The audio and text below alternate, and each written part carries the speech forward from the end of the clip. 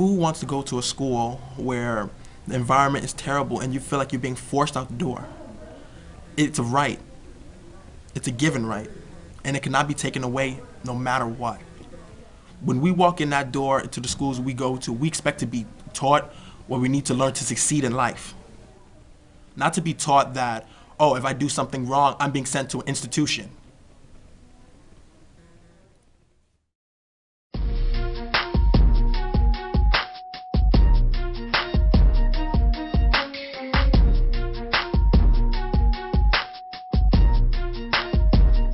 I have a cousin who have a son. He's 4 years old. And I went over to the house one day for some reason. And I was like, okay, so why aren't you in school, sweetie? And he's smiling at me and he's like, oh, I was expelled. And he's 4. He doesn't really know what it means to be expelled. And the reason was because of his behavior. He wasn't ready to be integrated within a classroom setting at the age of 4. So that's, like starting the school to prison pipeline very early.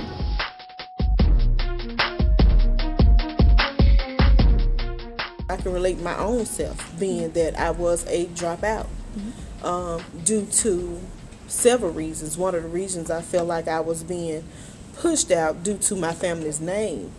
And I just got tired of all the criticizing. And so I just stopped going.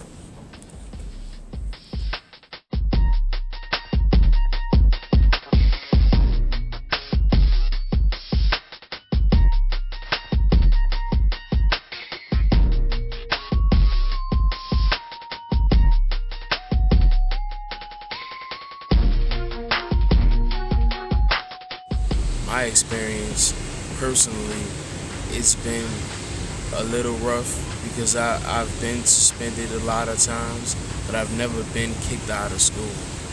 And I'm really glad that I'm not a victim of Pushout, but it's time to stop seeing victims of Pushout. I think that our schools aren't necessarily set up to really be all about the kids. I think sometimes they're set up to be all about how kids can perform on tests, or all about how kids can make schools and administrators and school districts look good by raising their scores. But if we really want schools to be all about the kids, then we have to meet students where they are and really respond to the things that they want and need.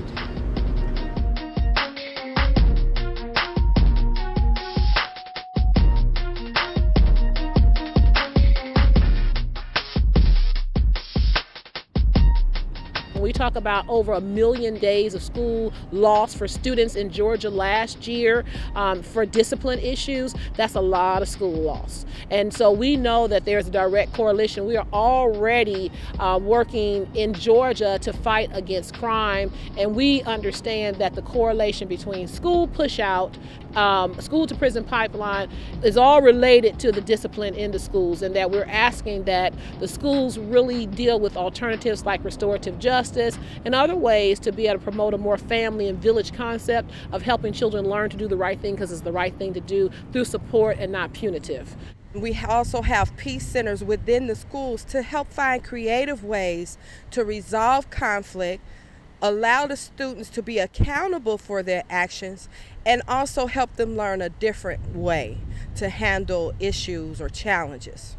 Students are under attack. What do we do? Stand up, fight back. What do we do? Stand up, fight back. Students should have a voice in their education, mainly because I don't want to see other students go through what I've been through in high school. I want to see people graduate. I want to see, our economy get better. But the only way for that to happen is for, people to be able to graduate out of high school and graduate into being better people and not being, criminalized. I was pushed out, never given a chance, and my mind's getting weary cause I'm under a trance. School's no longer the reason I don't wanna go back. They got me pinned in a cage, I was caught in a trap. When I tried to move forward, life's weighing me down. Hands bound behind my back and trouble start to surround. With the odds against me all these years I tried to maintain. Having access to quality education, having access to transition into adulthood, and really getting some opportunities to contribute, give back, provide for themselves, Once these things happen, we will see a great change in what's happening with these students. They are the best thing out there, the smartest, the strongest, giving them an opportunity to really excel and go out and get it. That's going to make the difference in our country. Pushed out, never gave you a chance, and they told you to fight, but tied your hands. Pushed out, never gave. I want to see change and not just dream of it. To fight, but tied your hands.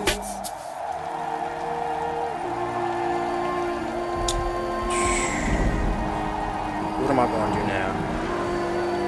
I'm not going back. This is it. I'm done. Hey, wait up. What? Let me talk to you. Right now is not a good time. Just give me a minute. What do you want to talk about? I want to talk to you about life. Life? What can you tell me about life? I know it gets hard. I'm not trying to hear that. It's not over. Don't give up. I'm not going back. I know things aren't perfect. They don't go as planned. Don't let that pull you down. You are what the world needs to see. The voice they need to hear. Are you finished? What do you call a student that has been set up to fail? What did they do to get placed on this fast track to jail? You call him another statistic trapped in this game of cannibalistic gunshots that scream out when he breathes by your window. And you learn to dive low.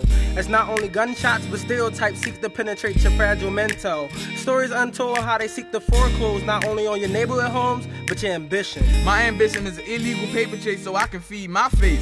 I became a stain on this golden glass world of those Fortune 500 masters that just want to throw me in a cage in they zoo. So as animals, we're forced to play the role. Indulge in a jungle crafted from broken conceptual concrete. A place where they say a rose cannot grow. Your story, they don't know. What they don't know is that the day that I dropped out, I stepped out the house with a frown across my face. And now I stepped into the jungle where my heart has become black as the shadows that they hide within. So what do they call you? A statistic. Murderer. Deaf. Pregnant. Animal. Soldier. Homeless. Burger flipper. Impoverished. Forgotten. They call us dropouts.